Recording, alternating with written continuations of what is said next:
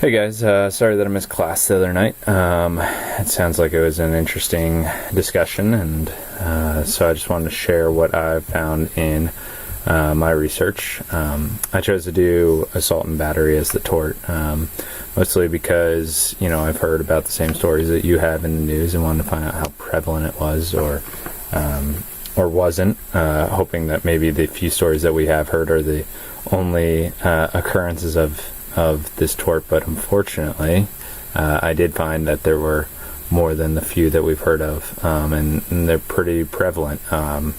So I found a case of a teacher on student, and then two different cases of student on student, one at a middle school level, and then one at the elementary school level. So the first incident that I found was in Michigan, and it was a case where a teacher who had been reprimanded 3 times before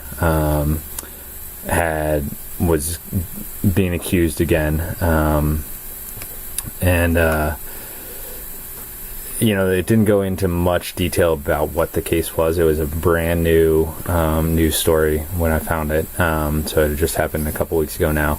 But I found it interesting because the teacher had been cited for these multiple things before. They discussed one where the teacher had slammed down books that a student was balancing on his head, but then the teacher was reinstated into the school again after winning an appeal. And then they talked about a couple other little incidents that he had that weren't quite as major, but nonetheless still assault cases. And then there was a former student who was quoted in this article, and that student said, quote, "If it was something like they felt like they had legitimately been hurt, I guess they would have taken this a little more seriously." So, it was kind of not only just a teacher who had formerly been accused of something, but the student who was in this most recent situation hadn't been seriously hurt, so they're not taking it as seriously, is what they were saying. So it's the one conclusion that I kind of worried me more than anything else was that the district hadn't focused specific attention on this teacher who had been accused previously, and that's got to be part of the reason why he's back in the spotlight again for getting in trouble for assault cases. So the second article I found was from South Carolina, and this was an awful story of this middle school girl who had been bullied repeatedly by one other girl in particular, but a group of girls, and she was on a cheerleading team, and it kind of all worked up until they were at a football game this past August, I guess. And just to give you a rundown, the daughter was spat on and called a snitch by this group of girls, and then 45 minutes later was confronted by the main girl bully in the bathroom, and it was a pretty brutal story that was told in the article. But basically this cheerleader gets destroyed by this bully in the bathroom, and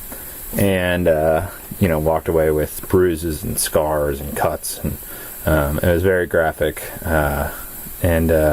but more than anything else, the article and my immediate thought process went to the fact that the school wasn't, watching over this situation well enough. A lot of the story was being told through the eyes of the mother of this cheerleader who had been beat up, and apparently they had written to the school with concerns and talked about how they needed to be this bully needed to be watched a little more closely, and instead the cheerleader ended up in the same classroom, I'm assuming like homeroom maybe, as the bully, and they didn't put out a great effort to separate the two at all. So I was a little bit alarmed on that one in particular because of the lack of preventative measures taken by the school for this incident, or for this series of incidents, I guess.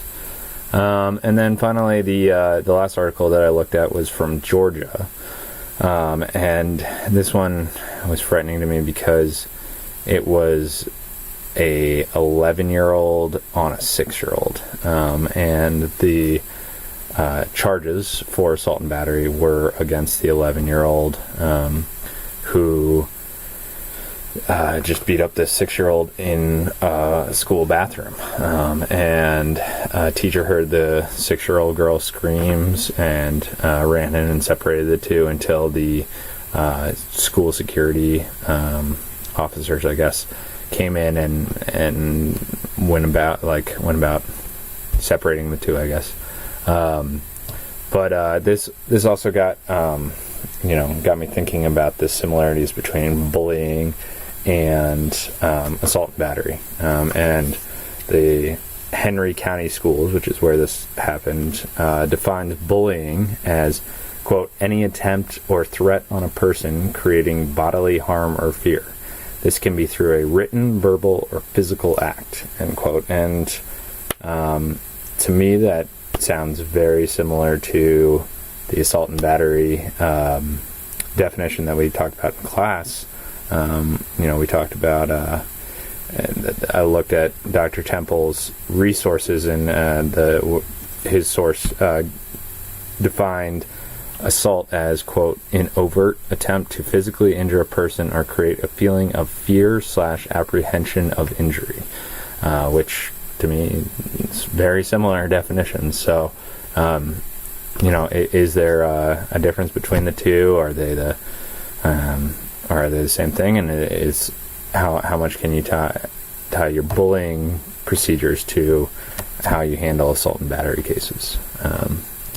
So those are my 3 cases, and they really not only showed me the unfortunate prevalence of these cases, but they did so in 3 different manners, just like 3 very different cases here, but all assault and battery. And honestly, the end result of this research for me is, can administration, can districts, can schools take more of a stand against this kind of stuff? Can they be ready for this a little bit more? It seems like the administration wasn't prepared for these kind of incidents.